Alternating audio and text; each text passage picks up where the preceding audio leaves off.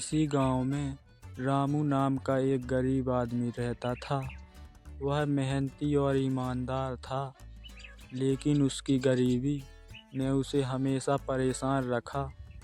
रामू दिन रात मेहनत करता, लेकिन इतना नहीं कमा पाता कि अपने परिवार का पेट भर सके। फिर भी वह अपनी किस्मत को कोसने के बजाय खुश रहने की कोशिश करता और दूसरों की मदद के लिए हमेशा तैयार रहता। एक दिन रामू भूखा और थका हुआ था, अपने घर को लौट रहा था। रास्ते में उसने एक बूढ़े आदमी को देखा जो बहुत परेशान लग रहा था। रामू ने उससे पूछा, बाबा, आप इतने चिंतित क्यों हो? बूढ़े आदमी ने कहा, बेटा, मैं यहाँ भटक गया हूँ और मुझे रास्ता नहीं मिल रहा। रामू ने उसकी मदद करने का निश्चय किया और उन्हें उनके घर तक पहुँचाया। जब वे पहुँचे तो बूढ़ा आदमी मुस्कुराया और रामू से कहा, तुमने बिना किसी स्वार्थ के मेरी मदद की।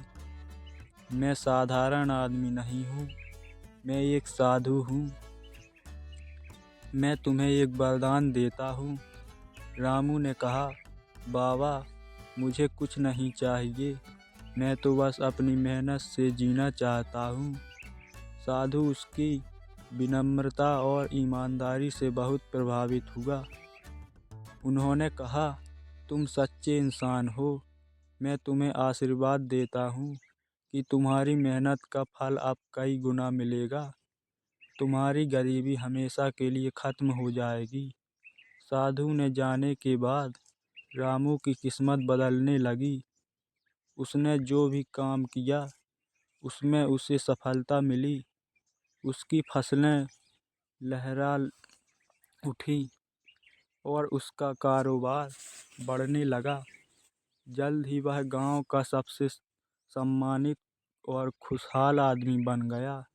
लेकिन रामू ने अपनी ईमानदारी और दूसरों की मदद करना कभी नहीं छोड़ा।